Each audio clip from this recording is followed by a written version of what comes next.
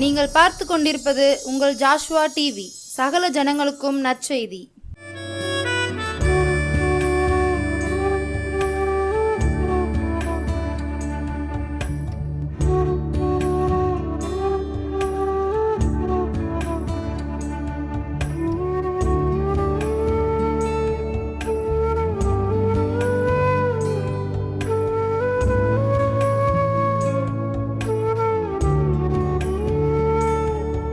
ஹல்லேலூயா.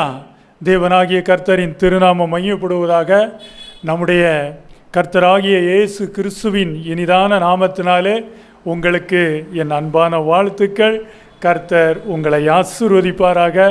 இந்த நாளிலும் வேதமே வெளிச்சம் விடுதலை ஊழியங்கள் வழியாகவும் ஜாஷுவா டிவி ஊழியங்கள் வழியாகவும் உங்களை சந்திப்பதில் எனக்கு ரொம்ப சந்தோஷம். ஆண்டவர் உங்களை ஆசீர்வதித்து உயர்த்துவாராக. அல்லேலூயா.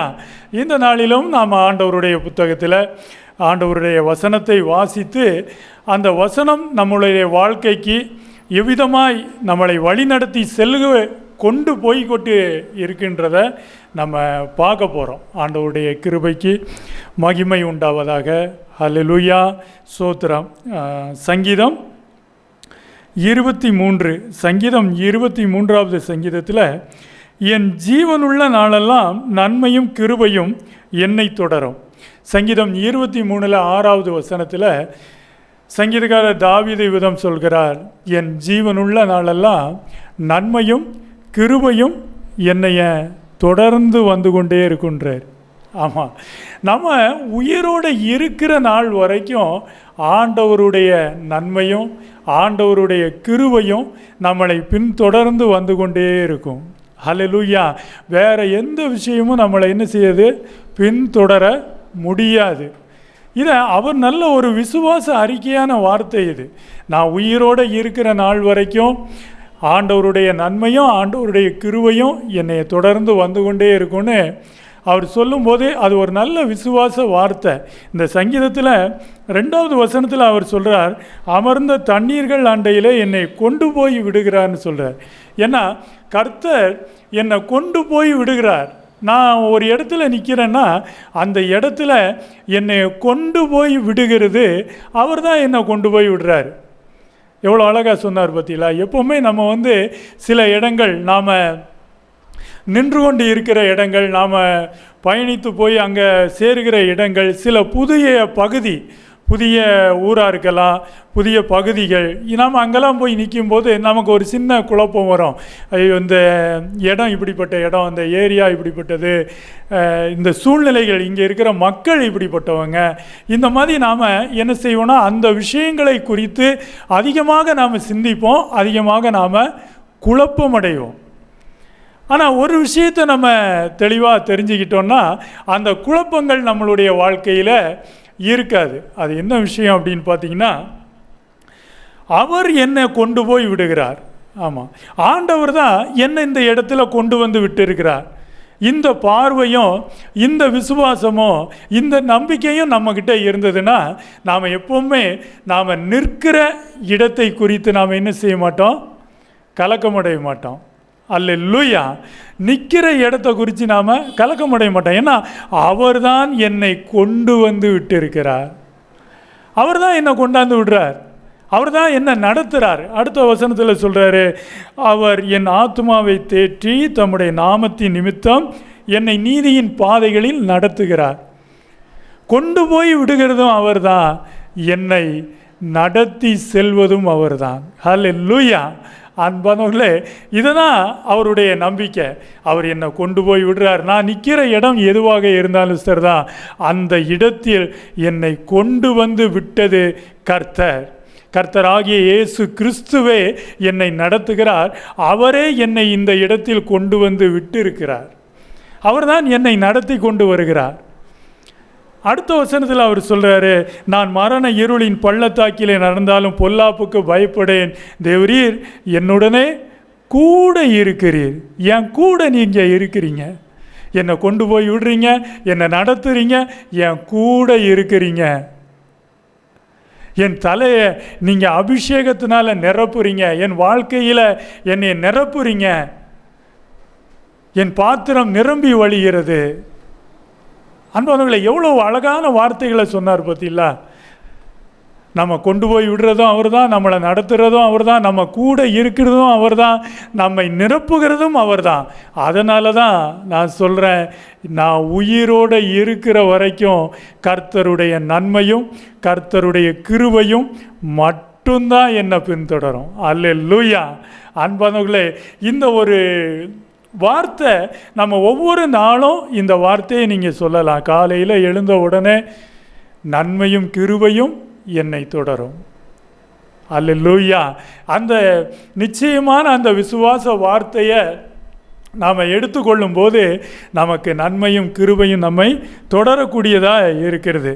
கிருபை என்பது பார்த்திங்கன்னா, தகுதி இல்லாத மனிதனை தகுதிப்படுத்துவது தான் கிருபை. தாவீது கூட ஒரு பாவச்சேற்றில் விழும்போது கிருபையினால தான் எழுந்திருக்கப்பட்டார். கர்த்தருடைய கிருபை. அதனால தான் புலம்பலில் இவ்விதம் சொல்லப்படுது.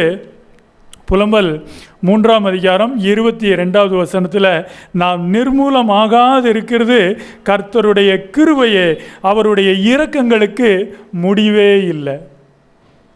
நாம் சாகாமல் இருக்கிறது அவருடைய கிருபை. ஜீவனுள்ள நாளெல்லாம் இந்த கிருபை என்னை தொடரும். நான் உயிரோடு இருக்கிற வரைக்கும் உயிருள்ள தேவனுடைய கிருபை என்னை தொடர்ந்து வருது. அதனால தான் நானும் உயிரோடு இருக்கிறேன். நான் நிர்மூலமாகாது இருக்கிறது கர்த்தருடைய கிருபையே. ஏன்னா எல்லாருமே பாவம் செய்து எல்லாருமே தேவ மகிமையற்றவர்களாகி எல்லாருமே பாவிகளாகப்பட்டோம். யாரும் நீதிமான் இல்லை. அவருடைய கிருபையினால தான் நாம் நீதிமானாய் ஆக்கப்படுகிறோம். அன்பானவர்களே, புலம்பல் 3ஆம் அதிகாரம் 23வது வசனத்தில், அவைகள் காலை தோறும் புதியவைகள், உமது உண்மை பெரியதாக இருக்கிறது. அந்த கிருபை, ஆண்டவருடைய கிருபையும் கர்த்தருடைய அவருடைய இரக்கமும் காலை தோறும் ஒவ்வொரு நாளும் நம்ம மேலே புதுப்பிக்கப்படுது. ஒவ்வொரு நாளும் நம்மளை புதுப்பித்து கொண்டே இருக்கிறார் ஆண்டவர். அவருடைய கிருபையை கொண்டு நம்மை புதுப்பிக்கிறார். ஒவ்வொரு நாளும் அவருடைய கிருபை தான் நம்மளை தாங்குது, நம்மளை சாக விடாமல் பாதுகாக்குது. நாம் நிர்மூலமாகாது இருக்கிறது கர்த்தருடைய கிருபையே. என் ஜீவனுள்ள நாளெல்லாம் அவருடைய நன்மையும் அவருடைய கிருபையும் என்னைய தொடர்ந்து வந்து கொண்டே இருக்கும். அல்லேலூயா. அன்பானவர்களே, சங்கீதம் 143 2வது வசனம் இவ்விதம் சொல்லப்படுது, ஜீவனுள்ள ஒருவனும் உமக்கு முன்பாக நீதிமான் அல்ல. ஜீவனுள்ள ஒரு மனுஷன் கூட உமக்கு முன்பாக நீதிமான் கிடையாது. அவருடைய கிருபை தான், அவருடைய கிருபை தான் நம்மளை என்ன செய்து தாங்குது, நடத்துது, பாதுகாக்குது. அதனால தான் அவர் சொன்னார், நன்மையும் கிருபையும் என்னையை தொடர்ந்து வந்து கொண்டே இருக்கும். என் வாழ்க்கையில் நான் மரணமடைகிற வரைக்கும் அது பின்தொடரும்னாரு. அன்பர்களே, இந்த நிச்சயம் நம்ம ஒவ்வொருத்தருக்குமே இருக்கணும்.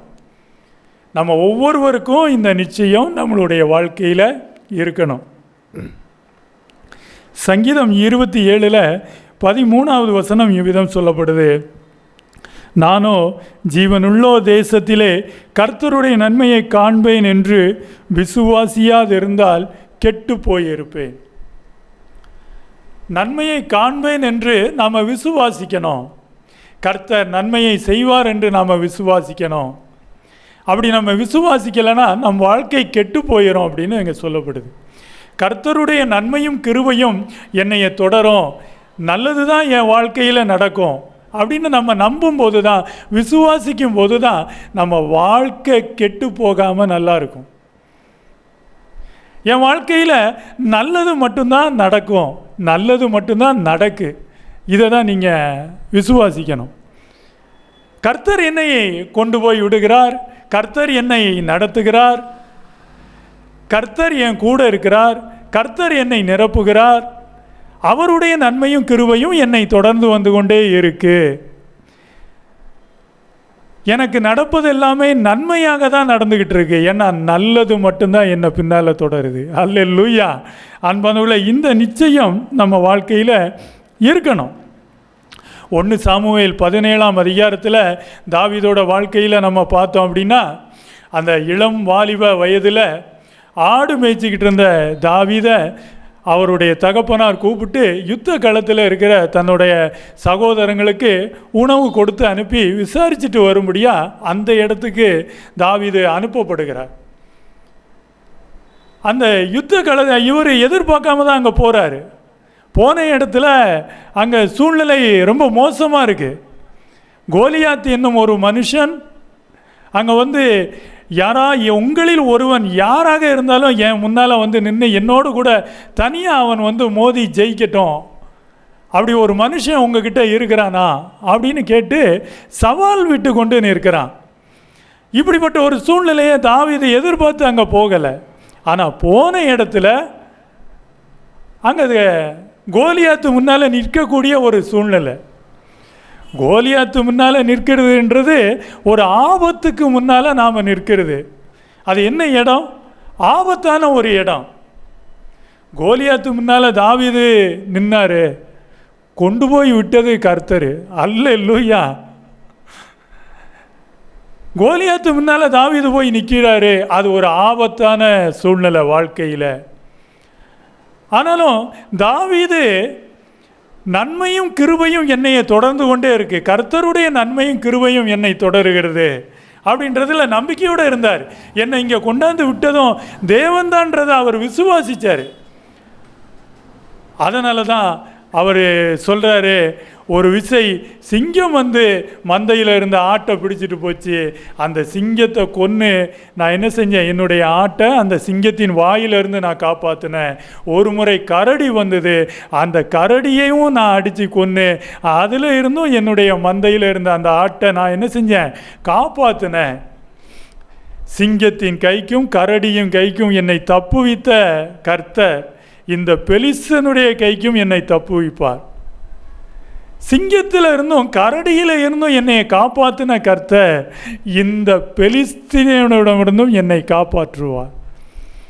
ஏன்னா சிங்கத்து முன்னால் நான் நின்னாலும் கர்த்தர் தான் என்னை நிறுத்தி இருக்கிறார். நான் கரடிக்கு முன்னால் நின்னாலும் கர்த்தர் தான் என்னை கொண்டு நிறுத்தினார். நான் இந்த கோலியாத்து முன்னால் நின்னாலும் என்னைய கர்த்தர் தான் கொண்டு நிறுத்தி இருக்கிறார். அதனால தான் அவர் சொன்னார், அவர் என்னை கொண்டு போய் விடுகிறார், அவர் என்னை நடத்தி செல்கிறார், அவர் என்னோடு கூட இருக்கிறார். இந்த விஷயங்களெல்லாம் தான் தாவீதுக்கு அங்கே ஒரு நல்ல தைரியத்தை கொடுத்தது. நான் இங்கே நின்னாலும், இந்த ஆபத்தான சூழ்நிலையில் நின்னாலும் கர்த்தர் என் கூட இருக்கிறார், அவரே என்னை கொண்டு விட்டு இருக்கிறார், அவரே இந்த இடத்தில் எனக்கு ஒரு வெற்றியை தருவார். அன்பானவர்களே, என் ஜீவன் உள்ள நாளெல்லாம் நன்மையும் கிருபையும் என்னை தொடரும் என்ற அந்த வார்த்தையை சொன்ன தாவீது தன்னுடைய வாழ்க்கையில் இப்படி ஒரு அனுபவத்தை அனுபவிச்சிருக்கிறார். அதனால் உங்களுடைய வாழ்க்கையிலையும் சில நேரம் என்ன இவ்வளோ பெரிய ஆபத்தில் நிற்கிறோம், இவ்வளோ பெரிய ஆபத்துக்கு முன்னால் கொண்டு கர்த்தர் நம்மளை விட்டுருக்கிறாரு அப்படின்னு நீங்கள் நினச்சி கலங்க தேவையே இல்லை. நீங்கள் எந்த சூழ்நிலையில் நின்னாலும், அதனால்தான் நான் மரண இருளின் பள்ளத்தாக்கியில் நடந்தாலும் பொல்லாப்புக்கு பயப்படேன் அப்படின்னு அவர் சொன்னார். ஏன்னா நான் எந்த இடத்துல நின்னாலும், ஆபத்தான சூழ்நிலைகளுக்கு முன்னால் நான் நின்னாலும் கர்த்தர் என்னோடு இருக்கிறார், அவரே என்னை கொண்டு இங்கே நிறுத்தி இருக்கிறார். இந்த ஆபத்தான சூழ்நிலையிலும் எனக்கு ஜெயம் நிச்சயமாய் உண்டு. அன்பானவர்களே, அந்த நம்பிக்கை நம்மக்கிட்ட எப்பவுமே இருக்கணும். ஜீவனுள்ள நாளெல்லாம் நன்மையும் கிருபையுமே என்னை தொடரும் என்ற அந்த நிச்சயம் இருக்கணும். ஆபிரகாம் வாழ்க்கையில் ஆதியாகமம் 12ஆம் அதிகாரத்தில் முதல் வசனம் சொல்லுது, உனக்கு உண்டான எல்லாவற்றையும் விட்டுட்டு நீ வான்னு அழைக்கிறார் ஆண்டவர். அதே ஆதியாகமம் 13ஆவது அதிகாரத்தில் நம்ம பார்த்தோம் அப்படின்னா 14ஆவது வசனம், லோத்து ஆபிரகாமை விட்டு பிரிந்த பின்பு கர்த்தர் ஆபிரகாமை நோக்கி, உன் கண்களை ஏறெடுத்து நீ இருக்கிற இடத்திலிருந்து வடக்கேயும் தெற்கேயும் கிழக்கேயும் மேற்கேயும் நோக்கி பார். நீ பார்க்கிற இந்த பூமி முழுவதையும் நான் உனக்கும் உன் சந்ததிக்கும் என்றென்றைக்கும் இருக்கும்படி கொடுத்து உன் சந்ததியை பூமியின் தூளை போல பெருக பண்ணுவேன். ஒருவன் பூமியின் தூளை எண்ணக்கூடுமானால் உன் சந்ததியும் எண்ணப்படும்னர். எப்படி சொன்னார் பாருங்க, நீ கிழக்க மேற்க வடக்க 4 திசையும் நீ என்ன செய்ய, உன் கண்களை ஏறெடுத்து பாரு. 17வது வசனம் சொல்லுது, நீ எழுந்து தேசத்தின் நீளமும் அகலமும் எம்மட்டோ அம்மட்டும் நடந்து திரி, போ நட, உனக்கு அதை தருவேன். உன் பாதம் பட்ட இடமெல்லாம் அது உன்னுடையது. அல்லேலூயா. அன்பானவர்களே, ஆபிரகாமை அழைக்கும் போது நீ எல்லாம் விட்டுட்டு வான்னு சொன்ன கர்த்தர் இங்கே கொண்டு வந்து விட்ட இடத்துல சொல்கிறார், நீ எம்மட்டும் நடப்பியோ, கிழக்க மேற்க வடக்க தெற்க நீ எவ்வளோ தூரம் நடப்பியோ, உன் பாதம் படுகிற இடமெல்லாம் அது உன்னுடையது, உன் சந்ததிக்கு. அல்லேலூயா. அன்பானவர்களே, எவ்வளவு அழகா அதனால் நன்மையும் கிருபையும் தொடருவது. நான் பிள்ளை இல்லாமல் இருக்கேன் அப்படின்னு ஆபிரகாம் சொன்னார். வீட்டுக்கு வெளியே அழைச்சி கொண்டு வந்து அவரை, நீ வானத்தை பாரு, கூடாரத்துக்கு வெளியே வா, வானத்தை அண்ணாந்து பாரு, அந்த நட்சத்திரங்களை எண்ண கூடுமானால் எண்ணு, உன் சந்ததி இவ்விதமாக இருக்கும். அல்லேலூயா. உன் சூழ்நிலை எப்படி இருந்தாலும் சரிதான், உன்னை அழைத்தவர் நான், உன்னை கொண்டு வந்து விட்டது நான், உன்னை நடத்தி செல்வதும் நான் உன்னை நிரப்புவேன். என்னுடைய நன்மையும் கிருபையும் உன்னை பின்தொடர்ந்து கொண்டே இருக்கும். அல்லேலூயா. அன்பானவர்களே, இந்த நிச்சயம் நம்மக்கிட்ட இருக்கணும். இந்த நன்மையும் கிருபையும் ஆபிரகாம் வாழ்க்கையில் ஆபிரகாம் எங்கே போகிறாரோ அவர் பின்னாடியே போய் கொண்டு இருந்தது. கர்த்தருடைய நன்மையும் கர்த்தருடைய கிருபையும் ஆபிரகாம் பின்னாலே இருந்தது. அல்லேலூயா. அதே மாதிரி தான் ஈசாக்கு வாழ்க்கையிலையும் நம்ம பார்க்க முடியும். ஈசாக்கு வாழ்க்கையில் நம்ம பார்த்தோம் அப்படின்னா 26ஆம் அதிகாரம் ஆதியாகமம் 26 12வது வசனம் இவ்விதம் சொல்லுது, ஈசாக்கு அந்த தேசத்தில் விதைத்தான், கர்த்தர் அவனை ஆசீர்வதித்தனால் அந்த வருஷத்தில் 100 மடங்கு பலனடைந்தான். அல்லேலூயா. கர்த்தர் அவனை ஆசீர்வதித்ததினால், கர்த்தருடைய நன்மையும் கிருபையும் ஈசாக்கை பின்தொடர்ந்ததினால் அவன் இருந்த பஞ்ச தேசத்தில் அவன் விதையை விதைத்தான். கர்த்தருடைய நன்மையும் கிருபையும் அந்த விதையை 100 மடங்காக விளைய செய்தது. அல்லேலூயா. ஈசாக்குக்கு பின்னால் தொடர்ந்தது கர்த்தருடைய நன்மையும் கர்த்தருடைய கிருபையும். ஈசாக்கு வாழ்க்கையில் நல்லா வந்துடக்கூடாது அப்படின்னு சொல்லிட்டு எவ்வளோ எதிரிகள் எவ்வளவு சதி பண்ணாங்க. ஈசாக்குடைய தகப்பனார் வெட்டி வச்ச கிணறெல்லாம் எதிரி அந்த பகுதி மக்கள் இவன் ஈசாக்குடைய வளர்ச்சியை பார்த்து பொறாமை கொண்டாங்க. அந்த தேசத்தில் வசனம் சொல்லுது 26:13, அவன் ஐஸ்வர்யனாகி வர வர விருத்தியடைந்து மகா பெரியவனானான். அல்லேலூயா. அன்பானவர்களே, ஆனால் ஈசாக்கு இப்படி வளர்ந்துடக்கூடாது, பெருகிடக்கூடாதுன்னு நினச்சி அந்த எதிரிகள் எல்லாம் அவன் மேலே பொறாமைப்பட்டவங்க எல்லாம், ஈசாக்குடைய வளர்ச்சியில் பொறாமைப்பட்டவங்க எல்லாம் என்ன பண்ணினாங்க, அவனுக்கு சொந்தமாக இருந்த அந்த கிணறுகளில் என்ன செஞ்சாங்க, மண்ணள்ளி போட்டு அந்த கிணறை மூடினாங்க. ஈசாக்கு வளர்ந்து விடக்கூடாது அப்படின்னு சொல்லி ஈசாக்கின் தகப்பனார் வெட்டி வைத்திருந்த அந்த துறவுகளில் அந்த கிணறுல மண்ணள்ளி போட்டு மூடினாங்க. எவ்வளவு பேர் மண்ணள்ளி போட்டு மூடினாலும் ஈசாக்கு வர வர வர வர விருத்தி அடைந்தான். அல்லேலூயா. அன்பானவர்களே, நன்மையும் கிருபையும் தொடர்ந்து கொண்டே தான் இருக்கும். கவலையே படாதீங்க.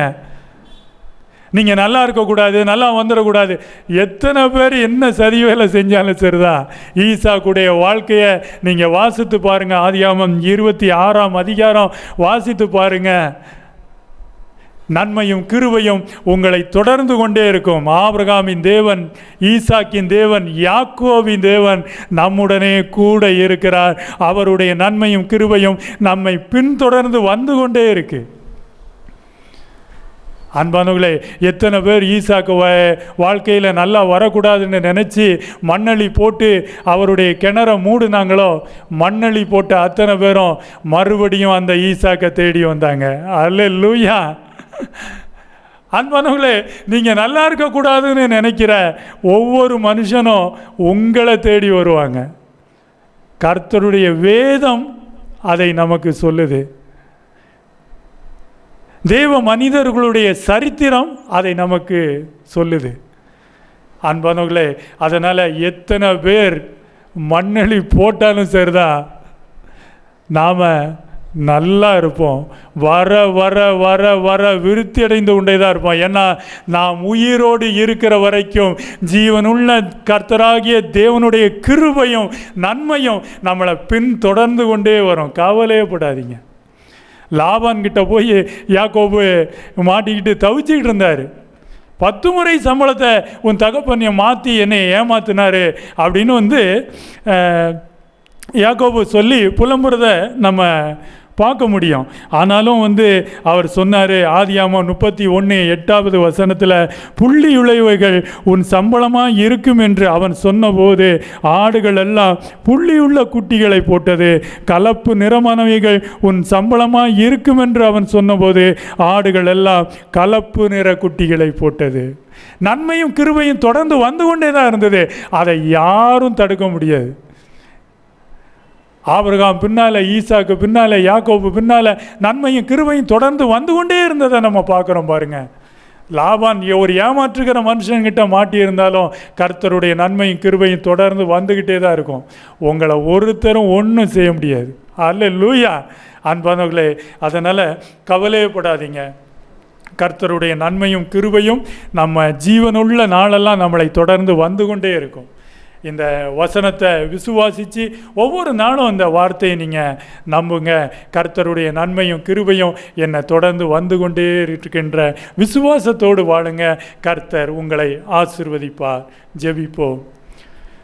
ஸ்தோத்திரம் ஆண்டவரே, நேசிக்கிற நல்ல தெய்வமே, நன்றி செலுத்துகிறோம். ஆண்டவரே, இந்த நாளிலும் விதைக்கப்பட்ட இந்த நல்ல விதைகளை கர்த்தர் நீர் ஆசீர்வதிக்க ஜெபிக்கிறோம்ப்பா. நான் ஜீவனுள்ள நாளெல்லாம் நன்மையும் கிருபையும் என்னை தொடரும் என்ற வார்த்தையின்படியே இந்த நல்ல செய்தியை கேட்ட ஒவ்வொருவரையும் நன்மையும் கிருபையும் தொடர நான் வாழ்த்தி ஆசீர்வதிக்கிறேன். தொடர்ந்து கர்த்தர் நீங்கள் இந்த நல்ல செய்தியின் வழியாக கர்த்தாவே கேட்ட ஒவ்வொரு மக்களையும் கர்த்தர் நீங்கள் ஆசீர்வதிங்க. பெரியோர் முதல் சிறியோர் வரைக்கும் அவன் இந்த நல்ல செய்தியை கேட்டவர்கள் ஆசீர்வதிக்கப்படட்டும். அவங்க வீடுகள் ஆசீர்வதிக்கப்படட்டும். அவங்க குடும்பம் ஆசீர்வதிக்கப்படட்டும். அவங்க ஜீவனுள்ள நாளெல்லாம் தேவனாகிய கர்த்தாவே உம்முடைய நன்மையும் கிருபையும் அவர்களை தொடரட்டும். அவர்கள் ஆசீர்வாதமாய் இருப்பார்களாக. ஆபிரகாம், ஈசாக்கு, யாக்கோபின் தேவனானவர் தொடர்ந்து ஆசீர்வாதமாய் வழி நடத்தும். உமது நன்மை உமது கிருபை ஒன்றே அவர் ஒவ்வொருவரையும் பின்தொடரட்டும். இயேசுவின் திருநாமத்தின் வழியாய் இவர்களை நான் வாழ்த்தி ஆசீர்வதிக்கிறேன். கர்த்தராகிய இயேசுவின் நாமத்தினாலே ஜெபிக்கிறேன், வாழ்த்துகிறேன். ஜீவனுள்ள நல்ல பிதாவே, ஆமென். அல்லேலூயா.